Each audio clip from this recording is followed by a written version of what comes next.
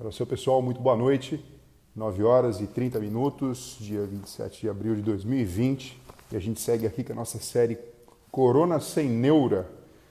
E mais uma vez a gente está aqui para conversar sobre um enfoque diferente que a gente pode ter diante de uma situação como essa, tão desafiadora, que tem se mostrado tanto um desafio para a medicina, para a ciência, para a economia, para a política, enfim, para o mundo todo. A gente está revisando os nossos valores. E por isso a gente está aqui, nessa série de lives diferentes de tudo que você tem visto por aí, sem ter a pretensão de mostrar o lado certo ou o lado errado, a coisa que vale a pena ou a que não vale a pena, mas a gente quer mostrar aqui e dividir. Isso aqui é um ambiente onde a gente pode imaginar que funciona como um celeiro de ideias, que a gente pode manifestar a nossa forma de pensar, pontos de vistas diferentes. E hoje eu tenho a honra de estar recebendo aqui para conversar com a gente, olha só, a Raíssa Zulay.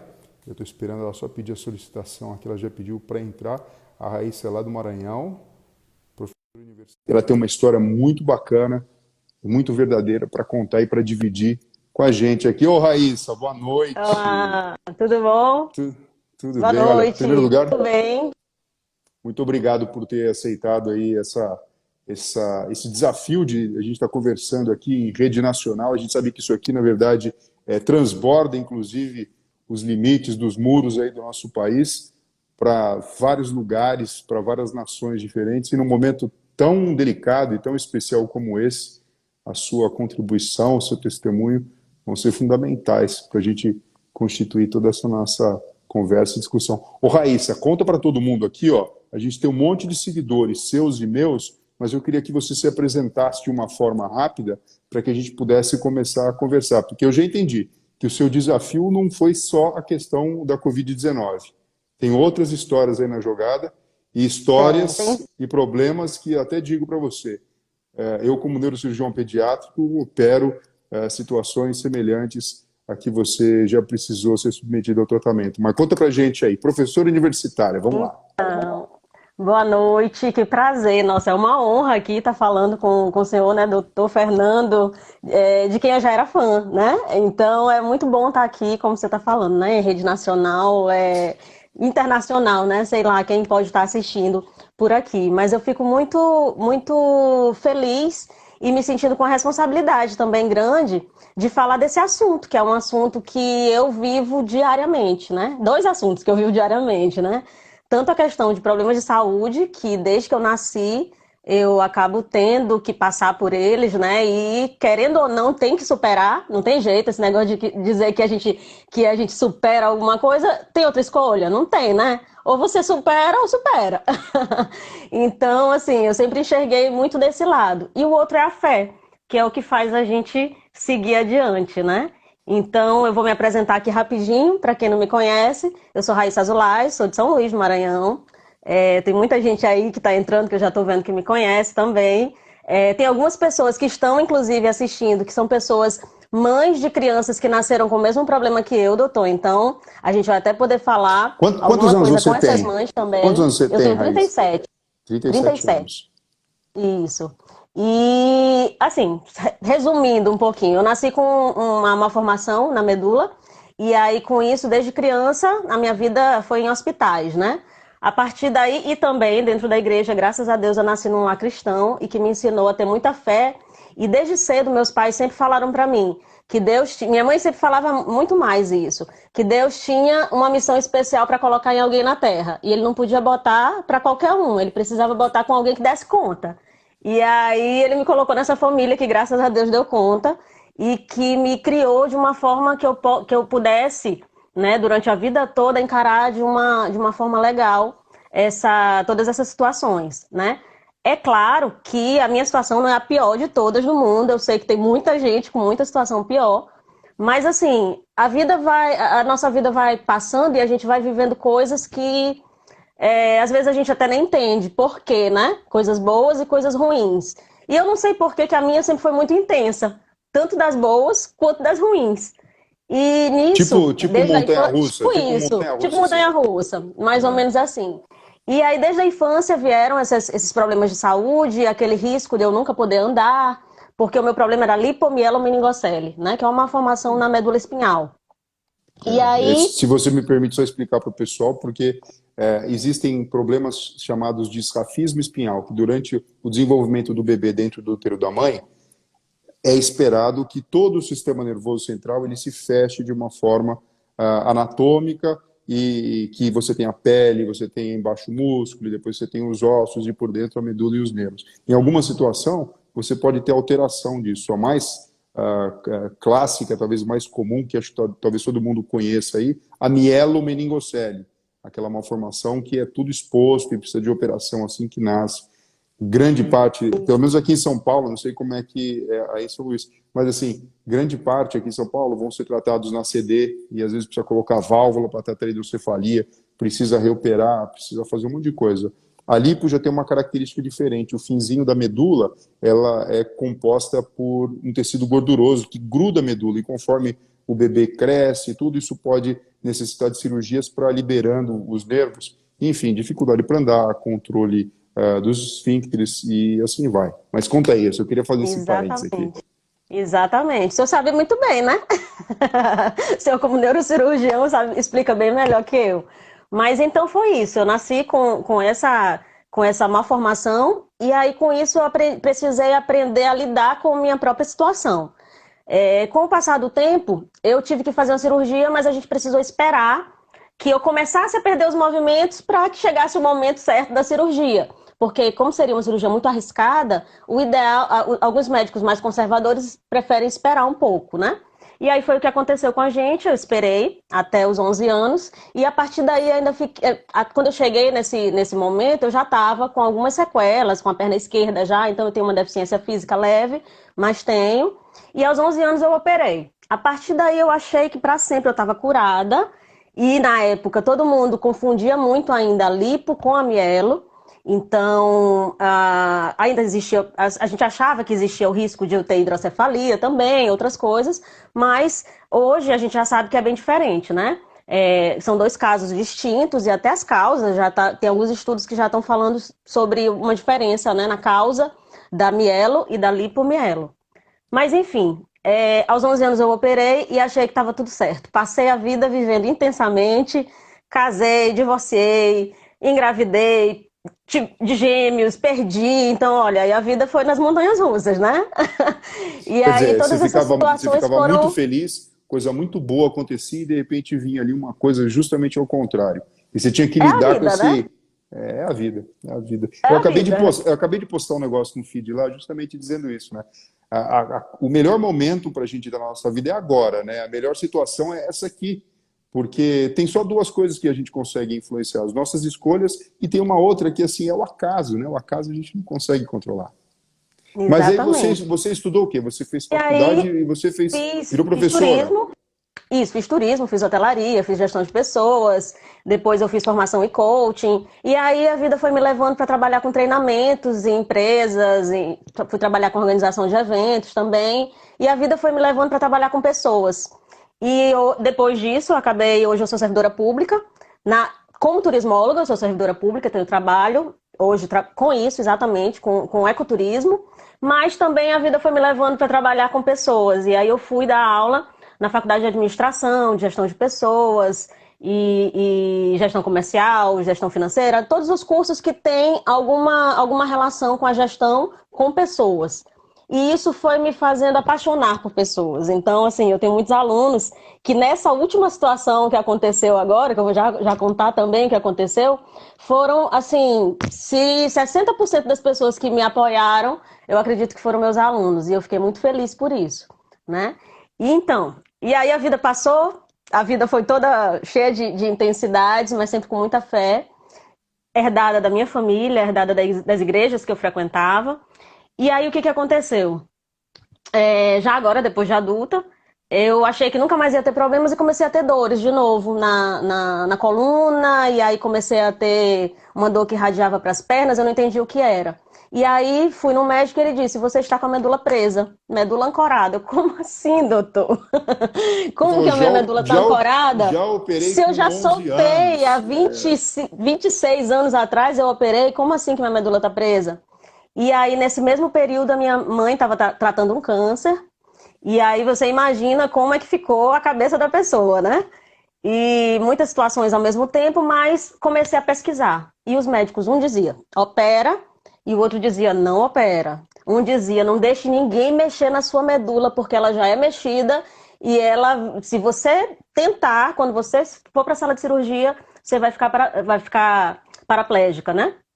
E aí eu comecei a ficar muito preocupada e me monitorando completamente. Isso já E foi você um foi grande perdendo a força na perna? aprendizado. Você Eu foi perdendo a comecei a força na perder um perna? pouco da sensibilidade da perna que eu nunca tinha tido problema com ela, da perna direita. Eu já comecei a sentir estranho, né? A sensibilidade já diminuindo. Mas eu fiquei me monitorando por mais de um ano. E nesse meio tempo eu comecei a procurar outros médicos. Até que eu encontrei um médico chamado Dr. Hamilton Matushita, que tinha me conhecido. Conhece o Dr. Matushita? Sim, sim, sim. Olha Ele me só, quando eu consultou. acabei a residência de neurocirurgia, eu decidi me dedicar inicialmente à neurocirurgia pediátrica. Então, minha formação foi no Hospital das Clínicas e o setor de neurocirurgia pediátrica era e ainda é comandado por ele, então eu fiquei junto com ele mais de 7 anos trabalhando ali e nos hospitais também daqui de São Paulo. Então, é uma pessoa que a gente tem uma Nossa. admiração muito grande e realmente é um pilar aí da neurocirurgia pediátrica no país. É verdade. E o Dr. Milton Matushita tinha me consultado quando eu era criança. Ele que ia me operar. Mas na época ele ainda tinha minha ficha lá no papel pardo, bem interessante quando eu cheguei no consultório dele. Mas assim, quando ele ia me operar, mas ele acabou não me operando aos 8 anos. E quando eu fui fazer a cirurgia aos 11, eu fiz com o Dr. Píndaro Plesio. Não sei se você também tem algum Sim. conhecimento dele, Sim, o né? Que professor, na só para época, você entender, do ponto de vista de faixa etária, o professor Píndaro foi exato, professor do Hamilton, e o professor Hamilton foi exatamente. professor desse camarada aqui que está conversando com você, doutor Fernando. Então é como se fosse uma árvore genealógica, assim, professor Píndaro, claro. Pois é. Então, o doutor Píndaro que fez a cirurgia quando eu era criança, e agora eu precisava fazer de novo, então eu fui buscar o doutor Milton, que já tinha. Ele, na época ele entendeu que a gente não fez a cirurgia com ele, que ele era novinho, mas agora não. Agora ele já era o cara mais experiente dessa cirurgia, né? A gente sabe que tem alguns nomes mais conhecidos nessa área, mas que eu disse, não, não posso fazer aqui em São Luís. Apesar de ter médicos bons aqui, experientes e Sim. tudo mais, mas assim, é muito delicado. Então, é em São Paulo, tem que ir, não tem jeito. Só que aí veio o primeiro milagre dessa nova fase da vida, e agora a gente começa a falar de fé, né? Foi quando eu precisei fazer essa cirurgia, primeiro que eu encontrei o doutor Hamilton, isso aí já foi para mim Para um você já foi um direcionamento de sinal, já foi Deus, um foi sinal, um já foi um sinal, foi um sinal. direcionamento de Deus, e eu entendi naquele momento que Deus não queria operar um milagre sobrenatural. Sabe aqueles milagres fantásticos Eu e sei. maravilhosos? Deus não queria fazer esse milagre em mim. Ele precisava que eu passasse por um processo.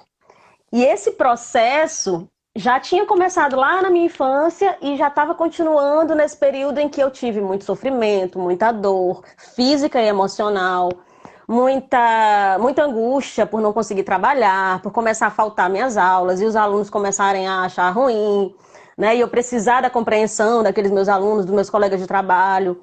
Isso para mim foi sendo muito delicado. E foi quando eu comecei a entender que Deus queria que eu passasse por aquele processo. E Ele queria que eu fosse lá em São Paulo e que eu fizesse aquela cirurgia porque eu precisava passar por aquilo. Não me pergunte quem me explicou ou quem me disse isso. Eu não sei, eu só sei que eu senti que era isso que eu precisava E para fazer. você foi isso que fez sentido, isso que Isso ajudou fez você sentido. tomar esse caminho e o desfecho ter sido favorável.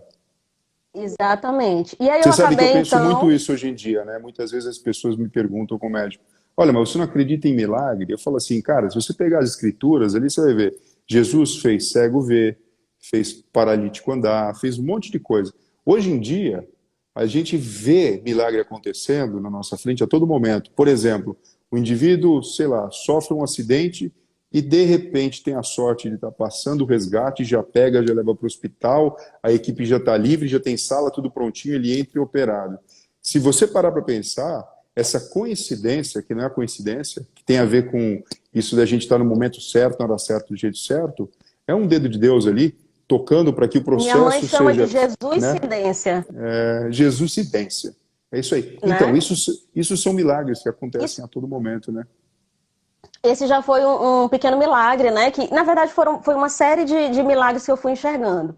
E aí que começou, porque o que para mim foi um maior que eu senti que Deus estava no controle completamente e que qualquer coisa que acontecesse, eu estaria cuidada, né? Guardada debaixo daquele guarda-chuva dele que estaria me cobrindo ali. O doutor Hamilton então me fez o orçamento da cirurgia. Ele não, uma cirurgia desse nível, não, plano de saúde não cobre. E aí ele então disse, mandou meu orçamento e eu não tinha o dinheiro para pagar aquela cirurgia, né? E aí, eu lembro bem que no dia que eu fui na cirurgia, eu tava com um ex-namorado e eu falei pra ele, mas tu vai fazer essa cirurgia como? Aí eu disse, eu não sei, mas eu só sei que Deus que é o Deus do ouro e da prata, Ele que é o dono de tudo, eu não tenho, mas Ele tem, né? Então, vou marcar a cirurgia, pode marcar, doutor. E aí a gente já começou a marcar para uns 5 meses depois, por causa do câncer da minha mãe, que ainda estava em tratamento. Mas o que foi que aconteceu? A situação foi ficando mais difícil, eu comecei a ter mais dores e a cirurgia precisou ser antecipada. Quando eu liguei para o médico, ele disse, Raíssa, vamos esperar o tempo mínimo do plano que vai cobrir o hospital. 21 dias para o plano cobrir o hospital. Mas não dá para esperar mais do que isso, senão você vai já começar a perder os movimentos pelos sinais. E aí umas amigas minhas e uma irmã também se reuniram através do WhatsApp, as tecnologias ajudando a gente sempre. E elas se reuniram e disseram, não, Raíssa, eu ia vender meu apartamento, vender carro, tirar empréstimo, fazer alguma coisa.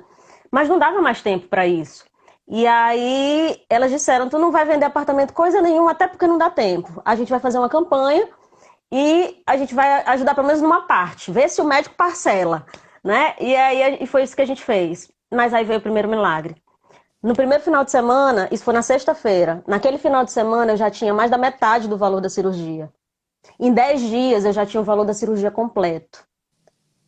E assim, 600 pessoas doaram, conhecidos e desconhecidos, do Brasil inteiro, pessoas que eu nunca imaginei que poderiam doar. Isso para mim foi a mão de Deus poderosíssima, porque eu conheço pessoas que fizeram campanha da mesma forma, não que Deus não quis ajudá-los, mas Deus quis operar na vida dele de outra forma, né? Na minha, ele queria operar daquele jeito.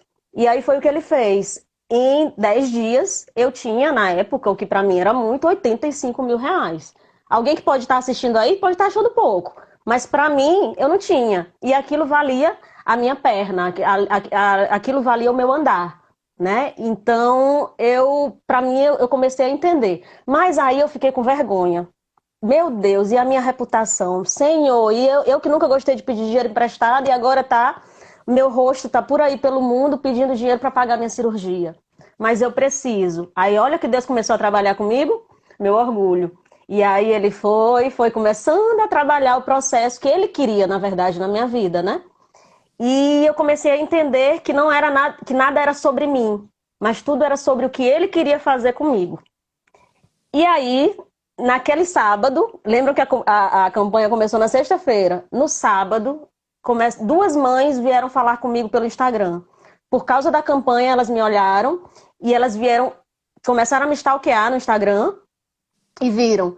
E as duas me falaram ao mesmo tempo, Raíssa, olhando a tua história, olhando a tua vida, eu comecei a ter esperança no futuro do meu filho. Porque o filho de um e a filha da outra tinha nascido com o mesmo problema que eu. E ela, me olhando adulta, começou a ter esperança na vida dos filhos dela. Aí eu Sim, entendi tudo. conseguindo projetar como poderia ser lá na frente. Aí viu uma moça ativa, Exatamente.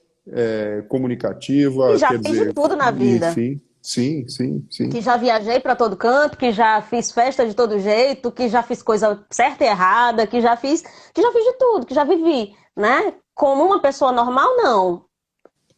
Sendo uma pessoa normal, né? Mas que Sim. tinha limitações. E eu lembro bem um ensinamento que eu tive, que faz parte desse ensinamento que minha família me deu sobre fé.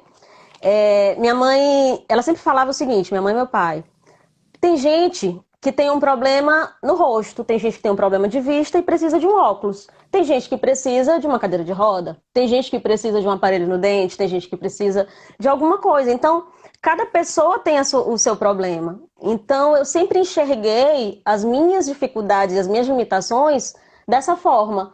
como eu tinha um problema na perna, enquanto outra pessoa tem um problema no nariz, né? Ou um problema de vista. E isso foi muito bom, porque isso me fez sempre pensar nas coisas com uma esperança maior, enxergando de outra forma, realmente. Agora aqui para nós aqui, tá? Para mim, para você e para todo mundo que está seguindo a gente na live aí. A vida da Uhum. Raíssa não é sempre assim, então é de altos e baixos. E de repente chega a pandemia e a vida de Raíssa Vou já falar da tem, pandemia. tem que ter um plus aí. Não, Tinha que ter, né? não poderia ser tranquila? Não podia, né? Tinha que causar, né? Eu tenho umas amigas que dizem isso. Não, Raíssa, tu não podia chegar à pandemia e a tua ser normal, igual de todo mundo. Tinha que ter um pouquinho a mais. E foi o que aconteceu, né? O dinheiro eu já tinha para cirurgia. Na época eu fiz a cirurgia. Tive um monte de complicação, não foi tão simples assim. Mas no final o médico conseguiu soltar 100% da medula e graças a Deus eu não tenho mais chances de da medula ancorar de novo e eu ter que perder algum movimento. Então, hoje, quando eu olho para minha perna, que ainda que tem uma deficiência, porque não volta, né? O que eu perdi na infância não volta.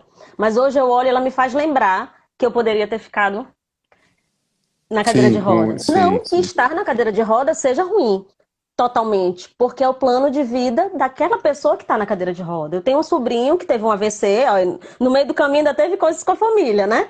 O meu sobrinho de 17 anos teve um AVC hemorrágico e hoje é o Vitor Azulay. Então, quem quiser seguir, Victor Azulay. Eu acho que ele entrou aqui agora há pouco, se não me engano. Se não me engano. Aí Imagino que muita gente sim. conversando aqui. O Vitor é um vitorioso e é exemplo para todo mundo, para minha família e para todo mundo que conhece a gente também. Teve um AVC hemorrágico aos 17 anos, hoje ele tem 27. Continua na cadeira de roda, continua com dificuldades, ainda tem home care em casa e tudo mais. Mas ele já escreveu 3 livros, ele dá palestras e ele seguiu a vida dele. E ele ensina também muita gente a encarar esses problemas de uma forma mais tranquila, né? Então ele é exemplo também pra gente. Isso tudo foi aqui, né? O filho da minha irmã, tudo na família, tudo junto, né? Então a gente precisou exercitar essa fé. E é legal quando tentar inserir dentro da história, né? Desse que eu estou dando quase um testemunho aqui, né? Mas Sim, entrar dentro dessa mas história. Raíssa, olha só. Isso que você está falando, porque aqui no Instagram a gente tem mais tempo para conversar. Né? Isso aqui eu tenho Uhum, certeza que vai tocar o coração de muita gente. Você mesmo falou desde o começo, olha, gente, o meu problema eu sei que tem muito pior, mas o problema de cada pessoa, ele tem a dimensão para aquela pessoa. Né? E tem exatamente. dizem, né, que Deus não dá o frio, não dá o frio sem que também não dê o cobertor, não é isso? Da forma Exatamente. adequada para aquela pessoa, porque existe uma lição nesse caminho, existe uma forma de viver. Então, a sua história, o que você está contando, é importantíssimo para todo mundo aqui. Porque eu tenho certeza que tem gente que está em casa angustiado, que já passou por coisa, ou está passando por coisa muito difícil agora, e às vezes não sabe exatamente onde vai pegar, né? De repente escuta isso e fala, gente, tá vendo? Isso é um exemplo de resiliência. Você tá tudo bem, você fala, bom, agora é minha vida. Não, aí tá tudo mal. Aí quando você acha que tá A tudo vida é mal, de assim. repente tá tudo bem. não vou nem falar altos e E, baixos, é a ondulação da vida, né? A vida é movimento. Então, se a gente consegue entender isso e de alguma forma já estabelece rapidamente a conexão com a energia criativa, com a energia de Deus, o caminho ele vai mais tranquilo, né?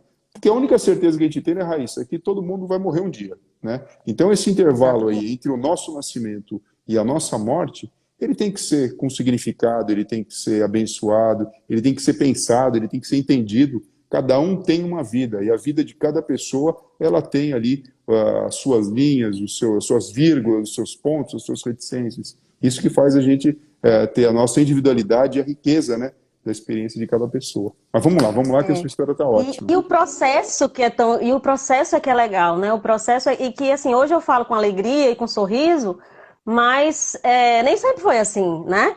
Dentro desse processo da angústia, do medo, da tristeza, existiram muitas noites de choro, existiu muita solidão, existiu muito, meu Deus, ninguém entende a dor que eu tô passando, existiu depressão, existiu transtorno de ansiedade, e eu precisei tratar isso com medicamento, e eu precisei de muitas coisas, né? Porque a família toda foi um turbilhão, né? A gente comenta aqui que é como se a gente estivesse dentro de um liquidificador.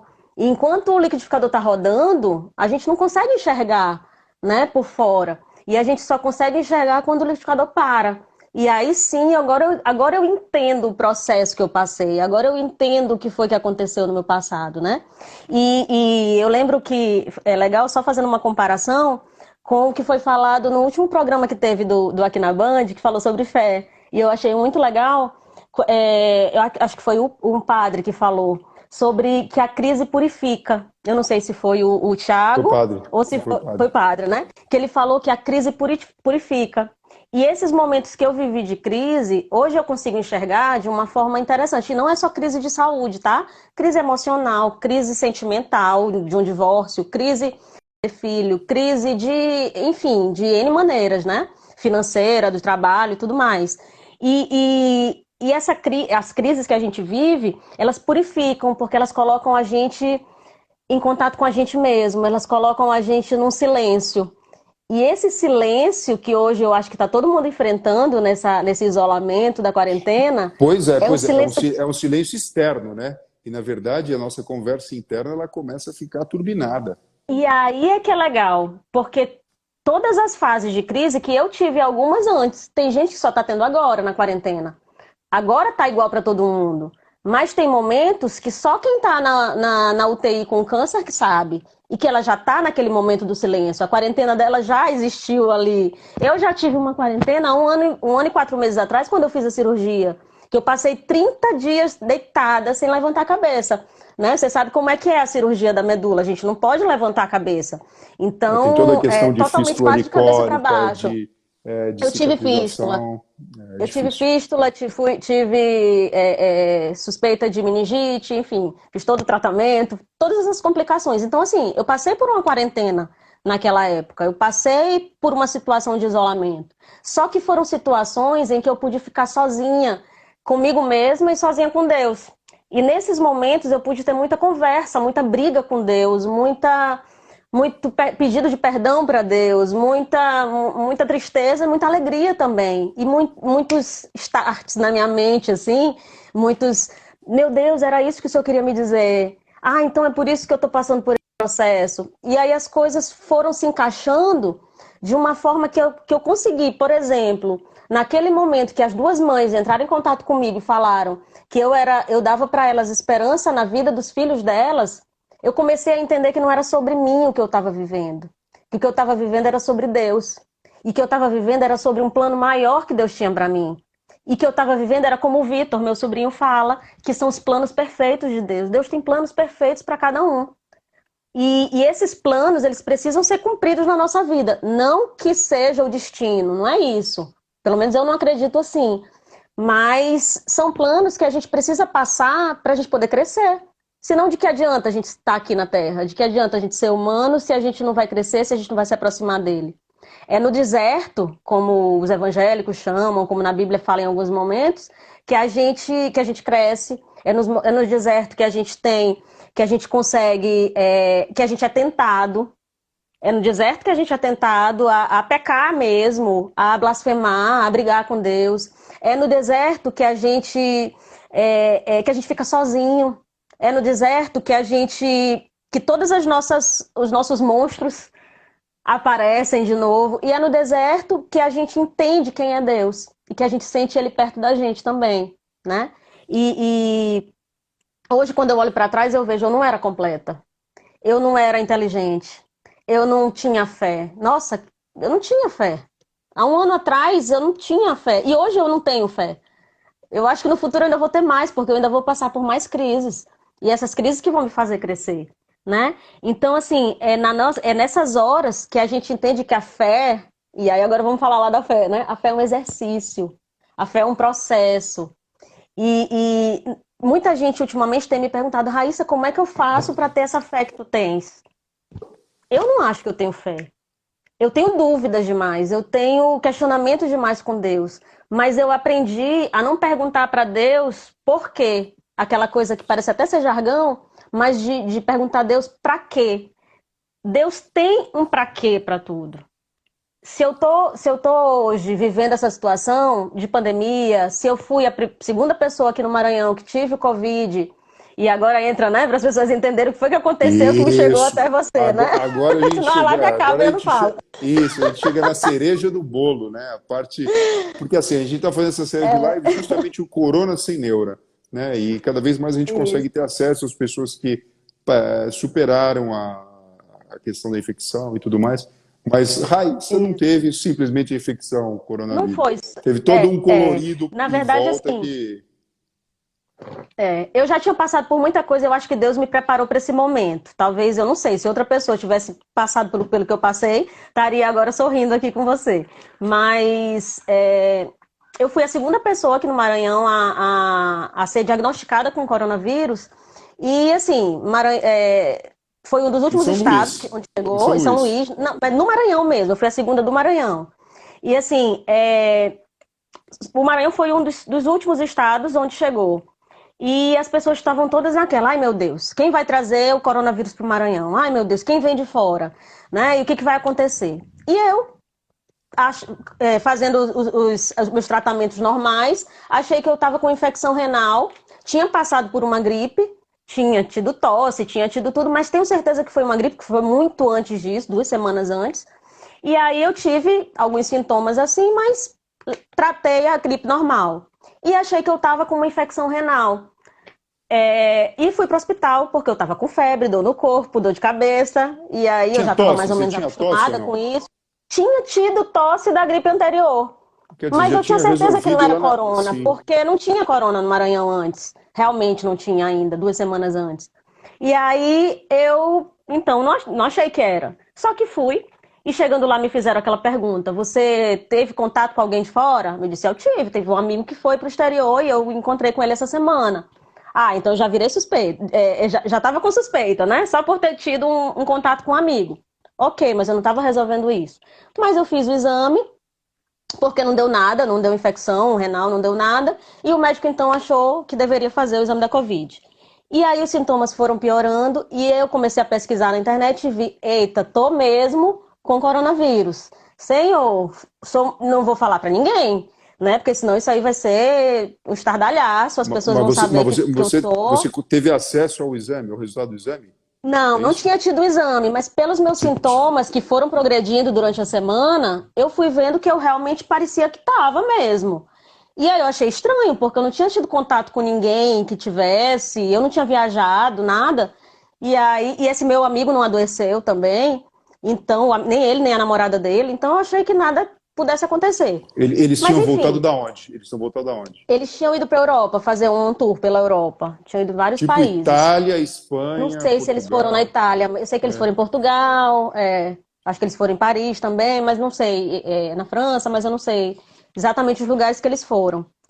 E aí chegou então o resultado do coronavírus, do exame, e eu realmente estava morando, eu tinha acabado de me mudar, de voltar a morar com meus pais, e eles dois idosos, meu pai cardíaco, minha mãe hipertensa e em remissão do câncer. Aí imagina, né? Totalmente grupo de risco. Foi quando eu recebi o resultado do exame e vi, realmente eu tô. A gente começou a pedir oração, como sempre, o que fez com que eu conseguisse passar por aquela minha situação lá na cirurgia com mais tranquilidade e mais leveza, eu tenho certeza que foi a corrente de oração que foi feita. Porque foram muitas pessoas das igrejas por onde eu já passei, da igreja que eu frequento, e mais da campanha que tinha acontecido lá, da cirurgia, muita gente estava orando por mim. E essa coisa da corrente de oração já era muito presente na minha vida. Foi quando eu pedi oração para algumas pessoas. Essas pessoas não espalharam a notícia, mas eu conversando com uma amiga, eu disse, ixi, eu que sou essa segunda pessoa aí que o governo tinha divulgado. Mulher de 37 anos é o segundo caso no Maranhão. Ninguém sabia quem era um grande mistério. De repente apareceu um print meu dizendo, amiga, sou eu, né? E essa semana eu saí, eu fui para vários lugares e tudo mais. Aí pronto, bastou isso para blogueiros e as pessoas começarem a divulgar em meia hora. Meu Instagram e o meu WhatsApp estavam com centenas, milhares de mensagens de pessoas querendo saber se eu tinha estado no mesmo lugar que aquela pessoa, se era verdade, e outras me tratando com os piores termos, me chamando de irresponsável porque eu estava espalhando o vírus pela cidade, e as pessoas começaram a dizer que propositalmente eu estava espalhando o vírus pelo Maranhão. Que eu descobri que estava com vírus e mesmo assim saí rodando pela cidade. Puxa Isso vida. foi assustador. Um bullying cibernético, Foi né? tudo numa noite. Teve gente que chamou de linchamento virtual. E foi assim que eu senti. Eu senti como se eu tivesse sido linchada, né, naquele Agora, deixa eu dia. E fazer foi uma pergunta para assustador. você, Raíssa, uma pergunta. Nesse momento, você se sentiu, nesse dia especificamente, assim, que você se sentiu mal fisicamente? Eu já Você, estava me sentindo um pouco mais debilitada, porque eu já estava com 6 dias do exame, eu já estava com 8 dias do vírus. Então, eu já estava me sentindo debilitada por aquilo. Quando eu fiquei sabendo, eu dei uma enfraquecida. Parece assim que então, o meu corpo caiu, sabe? você está dando um exemplo interessantíssimo. Graças a Deus que você superou isso, que também todo mundo acabou tendo acesso à informação real e, enfim, acho que as pessoas até botam a mão Sim. na consciência. Se da mesma forma a Graças a gente vocês mostra, também, obrigada. mas olha só, se da mesma forma a gente sabe, tá, mesmo que não tenha, tenha muito mais a percepção subjetiva das pessoas, né, do que números de fato, mas a gente sabe que um pensamento positivo, uma oração direcionada, faz com que a pessoa melhore e eleve. Um pensamento como você sofreu, mesmo tendo toda a fé como carapaça de proteção, mas você sofreu um pensamento negativo, que é o que a gente chama, quando a gente vai falar em ciência, comparar as coisas, da mesma forma que você tem o efeito placebo, que eu te dou um remédio de mentira, mas eu estou te dando com a intenção que você melhore. E a gente observa que existe sim uma melhora, não em 100%, mas uma grande porcentagem dos casos, quase 30%. Existe um outro efeito que se chama efeito nocebo, que é justamente o contrário, a pessoa desejando o seu mal, te atacando, né? Já te fazendo aí, não tem jeito, está direcionando uma coisa que não é boa. Se a gente trouxer para o futebol, fica bem fácil a gente entender. Imagina um cara vai bater um pênalti, você tem metade da torcida ali mandando um pensamento positivo para a bola entrar e outra metade da torcida torcendo para o goleiro defender ou para o cara chutar fora. É mais ou menos É isso. por isso que quando É o uma time guerra de joga em energias, casa, né? quando o time joga em casa, ele tem mais chance de ganhar, né? Porque tá todo mundo ali torcendo por ele. Pois é, e por É, isso que a nossa casa, a gente fala que precisa do amor de uns aos outros. A nossa casa é o planeta Terra. Por isso que todo é. mundo tem que vibrar positivamente por todas as pessoas desse planeta. Mas vamos Mas lá, eu vamos acho que lá. tudo isso fez parte do propósito de Deus, porque do mesmo jeito que veio muita gente com essa energia negativa em cima de mim e querendo meu mal, né, e achando que eu era um irresponsável que trouxe o vírus para cá, ao mesmo tempo eu comecei a receber tantas mensagens. Parece assim que todas as pessoas que passaram pela minha vida, desde quando eu nasci, nesse dia mandaram uma mensagem para mim. Nesse dia e no dia seguinte, eu recebi mensagem de gente que eu acho que eu nem lembrava mais, que tinha, mas mensagem positiva, mensagem de fé, de esperança, mensagem para eu... Raíssa, não se sente culpada, tu não tem culpa nenhuma. E o legal é porque eu não estava me sentindo culpada. Por quê? Porque Deus tinha me preparado antes. Deus me preparou com autoconhecimento. Aí vai uma ciência, né? Deus me preparou Olha, com coaching na minha vida. Raíssa, deixa eu só fazer aqui um parênteses aqui, para a gente dar um pouquinho de risada, porque esse comentário aqui do André Israel eu achei fantástico. Ai, Olha, André, ele um colocou querido. assim, ó, tem vários tipos, né? E tem o tipo que é o nó cego, KKK. É aquele cara que não ora e nem toma remédio. Aí o cara não ajuda mesmo. André Israel é um querido, ele é o pastor, um dos pastores lá da minha igreja também, além de ter um humor maravilhoso. E diretor de uma escola também daqui. Nossa, é o cara, o André, eu sou muito fã dele. Meu cliente também, já treinei os funcionários da escola dele. Mas eu fico muito feliz, né? Todas essas pessoas que estão aí. E é isso que eu achei legal. Deus fez um processo tão completo na minha vida que eu me sinto privilegiada e até especial. Mas eu não me sinto melhor do que ninguém, mas eu me sinto privilegiada e amada por Deus. Por quê? Porque lá naquele início, Deus foi me preparando até para isso, com autoconhecimento. Eu sei quem eu sou. Eu sei que eu não sou irresponsável. Eu sei que eu não fiz de propósito. Eu sei que eu não sabia que eu estava com vírus. Então, por mais que eu Agora, tivesse sim Raíssa, não tem saído, jeito. Olha só, a gente está falando de coisa muito séria aqui, mas tem umas perguntas que a gente precisa responder, porque senão o povo fica muito tá. curioso. Acho que foi a Sabe? Juju Fabrício que perguntou. E por fim, Raíssa, como você acha que pegou o Covid? Ai, todo mundo pergunta isso. Eu não tenho ideia. Pode ter sido numa superfície, pode. Na mesma semana eu encontrei tanto essa pessoa que veio do exterior, mas eu encontrei várias pessoas no trabalho, em todos os lugares que vieram de outros estados também.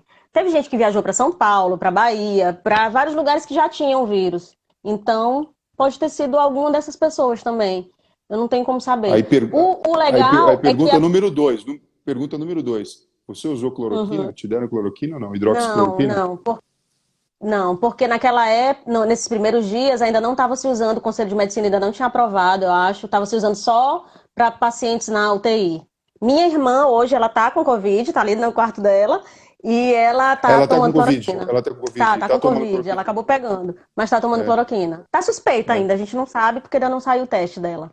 A Flavinha Mas tá minha mãe não perguntando aqui. pegou, e meu pai É, pegou e foi pra UTI. Meu ah, pai foi pra menina, UTI, saiu. peraí, peraí, olha só. A Flavinha está perguntando se seus pais foram isolados. Na verdade, não, né? Ou foram, quando Na você verdade, estava? sim, Na muito. verdade, sim, Porque foi né? assim, nessa primeira semana, mesmo eu não tendo teste, eu já comecei a me isolar. Então eu fiquei só dentro do meu quarto e eu nem olhava meu pai dentro de casa, para ter uma ideia. Mas assim, é complicado porque a gente fez um isolamento intenso. Minha mãe não pegou. Até hoje eu já tô com 46 ou 47 dias da Covid. E minha mãe não pegou. E meu pai acabou pegando, fez um teste negativo e logo depois acabou pegando. Então, eu acho, olha como é interessante, nesse dia que vazou a informação de que era eu, o esquema de isolamento quebrou aqui dentro da minha casa. Porque as emoções de todo mundo ficaram à flor da pele. E naquele momento em que eu disse, meu Deus, tá todo mundo, o Maranhão todo tá me botando como culpada. No dia seguinte, pessoas do meu trabalho, das cidades do interior, começaram a entrar em contato comigo. Raíssa, tu tá com Covid mesmo? E o que foi que aconteceu? E tal, começaram. Então, assim, isso foi tão assustador nesse dia específico que minha mãe entrou no meu quarto, meu pai entrou também, e vieram me trazer, né? E eu fiquei nervosa na hora e começaram a me dar copo d'água. E eu fui, entreguei meu celular para minha mãe e disse: fala com minha irmã estava em Recife na época, fala com ela para ela abrir meu Instagram lá e bloquear, fechar, porque as pessoas estão me esculhambando. As pessoas estão falando horrores de mim. Então, eu nem vi as mensagens que as pessoas botaram para mim no meu Instagram. Graças a Deus, minha irmã Você, Rebeca, maravilhosa, a fez isso Maria por Paula, mim. a Maria Paula perguntou aqui: você chegou a ficar hospitalizada? Você Não não. fiquei por pouco, mas eu cheguei aí para o hospital, fiz a tomografia, o meu pulmão estava muito ruim, estava com aquele, né, vidro Padrão de vidro fosco. fosco. Isso, aí eu comecei o tratamento com antibiótico a tempo e aí não precisei internar. Mas eu ainda senti falta de ar até poucos dias atrás. Eu ainda fiquei assim com resquício dessa falta de ar, mas agora o meu Sua, pulmão já tá legal. sua mãe não pegou, seu pai Minha mãe não pegou pegou. e precisou ir para o hospital, inclusive foi para a UTI. Não precisou Foi, ser mas não foi entubado, ou entubado. precisou. Não foi Não, entubado. não. Mas já teve alta, tá em casa, tá numa Já boa. tá em casa, tá bem. Melhor que Graças a eu. Deus. Minha outra Graças a irmã Deus. Minha outra irmã acompanhou ele na UTI. Eu não sei nem como ela conseguiu, mas ela ficou com o acompanhante dele na UTI. Eu acho que foi porque um dos primeiros casos, né? Ainda dava pra fazer isso. E ele com problema auditivo, então minha irmã ficou lá. E aí o que que aconteceu? Ela não pegou também. Ela tá ótima. Não teve sintoma, não teve nada. Por causa desses nossos cuidados, sabe? E Os cuidados isso dentro de mostra a casa. importância Dentro de casa, dentro de né? casa e na UTI também, né? Os cuidados que a gente teve em casa e os cuidados na UTI também, né? Mas assim, a gente vê que o risco existe, tanto que meu pai pegou, a gente não sabe como. Pode ter sido por uma louça que foi para a pia e não foi lavada a tempo. Pode ter sido num desses momentos que ele levou um prato meu e passou a mão no nariz antes de lavar, não sei. Pode ter sido, ou pode não ter sido nada disso, pode ter sido no ar. Mas assim, o processo de limpeza estava muito intenso. Mas enfim, isso vai acontecer e a gente sabe que o isolamento nem é para isso, porque as pessoas vão acabar tendo, né? Não tem jeito, as pessoas vão ter.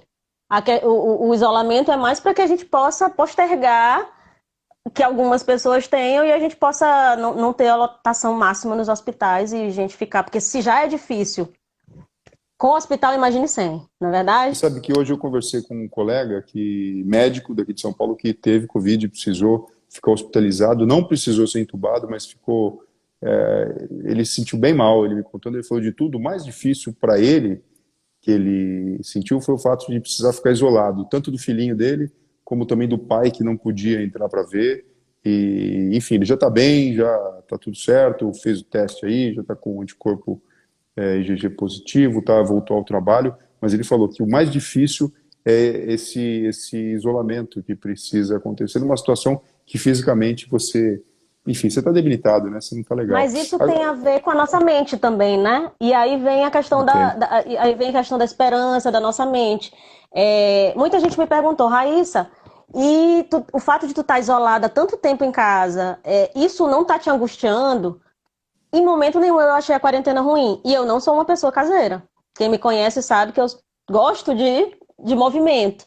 Mas quando eu entendi, quando eu tive a percepção que isso é necessário, e isso eu aprendi lá na cirurgia também, né? Sim, A sim. questão da aceitação da vontade de Deus. Tem uma historinha que eu queria contar aqui, só pra gente. Porque isso é o mais importante pra mim sobre fé. Lá na minha cirurgia, eu tinha a seguinte impressão: eu preciso passar por esse processo. E esse processo se assemelha à história de Abraão na Bíblia. Eu até contei já isso no meu Instagram. Abraão, ele era um homem de fé, muita fé. E o nome dele significava aquela pessoa que iria ser pai de muitos, né? E depois virou Abraão, que seria pai de muitas nações. Só que ele já tinha quase 90 anos e não tinha filho. O nome dele significava que ele era pai de muitos e ele não tinha filho. Mas ainda assim ele continuava crendo na promessa de Deus para a vida dele, que ele seria pai de muitos. E ele viveu assim, acreditando na promessa, mesmo que as circunstâncias mostrassem o contrário. Até que um dia Deus foi e deu um filho para ele, que foi um filho da promessa e tudo, e nasceu Isaac. Só que Deus chegou para ele e disse assim: Abraão, agora vai lá, sobe o monte e sacrifica o teu filho. Porque Deus queria saber, Deus não queria matar o filho, né? Deus não queria que ele matasse o próprio filho. O que ele queria era provar se Abraão amava mais a Deus ou ao filho. E aí Abraão simplesmente disse: vou sacrificar meu filho. Chamou o filho e foi, pegou os servos dele e foi lá e subiu o monte. E quando ele já estava para sacrificar, o filho dele perguntou para ele no caminho: pai, mas onde é que está o cordeiro que a gente vai sacrificar? E aí ele respondeu: Deus proverá. Quando eu fui lá para São Paulo, eu sabia que eu tinha que ir. E eu lembro bem que dentro do avião eu tinha certeza de que eu estava fazendo ali o que Abraão tinha feito. Deus estava me pedindo que eu fosse sacrificar alguma coisa. E naquele momento, o que eu ia sacrificar era a minha independência, a minha autossuficiência, a minha autonomia, porque podia ser que eu voltasse de lá numa cadeira de rodas, ou poderia ser que eu não voltasse, se eu tivesse uma fístula, se eu tivesse meningite, enfim, qualquer coisa eu poderia não voltar. E eu sabia que eu estava na dependência de Deus, mas eu já tinha entendido que não era sobre mim, que era sobre Deus. E aí eu sabia que eu precisava fazer aquilo. E eu tinha plena certeza de que qualquer coisa que eu fizesse era para que o nome de Deus fosse glorificado. E aí eu fui. E cada vez que o médico vinha, Raíssa, só teve fístula, só mais 2 dias, só mais um dia. E naquilo eu ia passar 6 dias no hospital, passei 32, né? Só lá em São Paulo, mais 17 aqui. E aí, aquilo ia o meu coração ia tendo medo, até porque fé não é deixar de ter medo, o medo físico, né? A Bíblia não diz assim, não tremas. A Bíblia não diz pra gente não tremer, a Bíblia não diz pra gente não suar de medo. A Bíblia diz pra gente não temer. Não temas, não é não tremas. Não sei se ficou bem entendido isso. Mas assim, o medo a gente vai ter, porque o medo é uma reação natural do nosso corpo. Mas o não temas que diz ali na Bíblia é não fujas. O significado do não temas é não fuja. Se você tem que passar por aquela situação, vai lá e faça. Se eu tenho que passar por essa pandemia, vamos lá fazer. Se eu tenho que fazer a quarentena e ficar isolado em casa, vamos lá. Se eu tenho que ir para a UTI sozinha, eu vou. Se eu tenho que me entubar, eu vou, mas com aquela fé e com aquela certeza de que os propósitos de Deus são melhores do que os meus, de que a vontade do Senhor é boa, perfeita e agradável, de que o Senhor ele não quer o nosso mal, de que tudo, ele tem sobre nós pensamento de paz e não de mal, para dar o fim que a gente deseja. Olha que Deus fala, tudo isso é palavra que está na Bíblia, né? Deus quer o nosso melhor. A gente aqui não entende, a gente acha, meu Deus, por que Deus é mau, trouxe essa pandemia agora para o mundo? Não, Deus mostrou, olha, essas coisas acontecem, mas tá na hora de vocês se aproximarem de mim, tá na hora de vocês terem fé, tá na hora de vocês provarem, vocês amam mais a vida de vocês ou vocês amam mais a mim? Não que Deus seja egoísta, não que Deus seja mau, mas ele precisa disso, ele precisa que o nome dele seja glorificado, né? Ele criou a gente para isso. Então esse é o pensamento que eu tenho, né? Então, é o pensamento não só eu tenho, né? Mas é um pensamento bíblico também. Então, assim, essa fé que me fez ir lá para São Paulo, sabendo que eu poderia nem voltar, mas o nome de Deus ia ser glorificado na minha vida. Só que eu tinha tanta certeza. Aí vem a fé de acreditar no que os olhos não podem ver, e a fé também como sendo o significado da fé, né? Que é ter a certeza daquilo que eu espero. Eu esperava voltar para casa andando. E eu voltei para casa andando. Mas eu tive vários momentos lá em que eu fiquei, talvez eu não volte andando. Talvez eu não volte andando. E quando eu acordei da cirurgia, a primeira coisa que eu quis foi ver minha perna para ver se estava mexendo ou não. Né? Então, assim, a angústia, o medo tinha. Mas eu sabia que eu tinha que estar lá e eu sabia que eu tinha que fazer. E Abraão fez isso. E quando Abraão colocou Isaac lá e disse, Deus proverá, mas mesmo assim Deus foi e disse, mas Isaac, o cordeiro vai ser tu. E ele foi, já estava para matar o filho dele, quando a luz se abriu no céu, e aí ele veio aquela mensagem de Deus, né? Não precisa. Agora eu já vi que tu me amas mais do que é o teu filho. Não precisa. E aí apareceu um cordeirinho lá e ele pôde sacrificar o cordeiro. E eu senti que Deus fez isso comigo. Eu fui disposta a sacrificar, mas eu não precisei, Deus não permitiu. E glórias a Ele, porque nada a mim, né? Não foi minha fé, não foi eu, meu pensamento. Foi tudo que Deus foi trabalhando em mim, né? Então, eu voltei com essa força maior. E eu acho que isso me ajudou agora, nessa situação da pandemia, eu tenho certeza. Agora, Raíssa, eu acho incrível isso que você está contando, porque nem todo mundo consegue ter a percepção, né, dessas dificuldades, né, desses treinos que a própria vida vai dando para a gente. Né, como você, hoje você encara, na verdade, toda a sua vida como uma sequência de aprendizados. Né? Tem muita gente que só vai ficar maldizendo as experiências. Agora, a boa notícia que acho que todo mundo pode ter aqui e aproveitar com esse seu testemunho é o seguinte: o nosso cérebro ele é capaz de mudar o padrão de funcionamento. Então, muitas pessoas perguntam, pô, doutor, é bacana esse negócio de falar em ciência, entender o que é saúde, o que é doença, quais são os processos que a gente precisa passar, por exemplo, para tratar uma lipomielo-meningocele, ou então para tratar uma cranioestenose, ou para tratar uma hidrocefalia, ou uma hérnia de disco, ou para tratar mesmo o coronavírus. Uma coisa é você entender, e a gente precisa ter esse entendimento. Afinal de contas, a gente vive num mundo onde a informação ela existe, ela está disponível, e a gente tem profissionais que possam passar. Agora, você entender de uma forma diferente essa doença, entender de uma forma diferente como uma oportunidade de crescimento, até mesmo a privação e esse medo que as pessoas começaram a demonstrar com a pandemia, e entender que isso é uma oportunidade para que a gente possa se desenvolver mais, isso sim é interessante. E o nosso cérebro ele pode aprender, de forma que da próxima vez que você tem um impacto tão grande, ele já não é tão poderoso como da primeira vez. Então eu queria que assim, você falasse aqui para a gente, Raíssa, o seguinte: você já deu testemunho, então você contou. A cada momento que você passou por uma situação diferente ou nova, enfim, você teve um momento de introspecção, de conversa com Deus, quer seja olhando nas escrituras, ou quer seja estudando, ou reclamando mesmo, brigando com tudo, com seus medos, com vontades, desejos e frustrações, e chegou num denominador final ali. Mas você fez isso algumas vezes. Para as pessoas que estão escutando a gente aqui, e é a primeira vez que elas estão passando por uma situação como essa, qual que é a dica que você dá do passo a passo? Porque as pessoas perguntam, doutor, eu não tenho fé, como é que eu faço para ter fé? Eu posso treinar a minha fé? E aí é muito louco, porque a resposta inicial que a gente tem, olha, isso aí você devia estar perguntando para o pastor, ou devia estar perguntando para o padre, ou então para o líder religioso. Mas muitas vezes eles vêm perguntar para o médico e para a ciência. A neurociência explica, qualquer comportamento, se você de fato adotar ele como razão, como um motivo que faça sentido na sua vida, e você passa a praticá-lo, aquilo vai ser incorporado. E se a gente já sabe que a oração faz bem para a pessoa, para quem recebe a oração, por que a gente não pode desenvolver então? Então, Raíssa, qual que é a dica que você dá para quem está meio perdido nesse dia a dia aí, como se fosse a primeira cirurgia de lipomielonmeningocele, esse coronavírus, qual dica que você dá? É exatamente isso. Quando é entender que Deus não é um fazedor de coisa, que Deus não é um operador de milagre.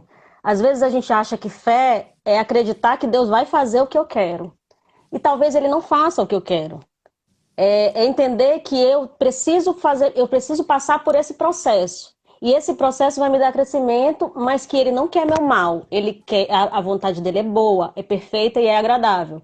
E eu até cheguei a anotar aqui alguns pontos na Bíblia que falam sobre isso, né? Jó passou por essa situação. Se alguém puder estudar, né? Jó, Abraão, foram nomes, Estevão, foram nomes na Bíblia que tiveram muita fé e que passaram por provas, né? Então vamos lá. A fé, lá em Romanos fala que a fé vem pelo ouvir, e ouvir da palavra de Deus. Então, quer ter fé? Vai ouvir alguém falando de fé. Vai ouvir alguém falando de Deus. Vai ler a palavra. Então, a fé vem pelo ouvir. Ou não quer ler? Vai para a internet e assiste um vídeo no YouTube que fale sobre a Bíblia, que com certeza a fé vai aumentar também. E estar dentro de uma igreja faz toda a diferença porque a gente está sendo alimentado todos os dias. Ou de um grupo, né? Enfim, não precisa ser não necessariamente uma igreja, um templo, mas um grupo que fale sobre Deus, né? O outro ponto é o seguinte, em 2 Pedro fala, não vos demos a conhecer o poder e a Jesus seguindo fábulas engenhosamente inventadas. Os discípulos, quando eles falaram sobre que eles estavam pregando sobre Jesus, eles estavam dizendo, ei, eu não estou falando fábula engenhosamente inventada, eu estou falando algo que eu vi. E fé é isso, é acreditar. Se chegou um enviado de Deus e falou para Abraão, Abraão, tua mulher Sara é idosa e vai ter filho. Sara riu lá de onde ela estava. Eu idosa vou ter filho? Mas Abraão não, Abraão disse, acredito, né?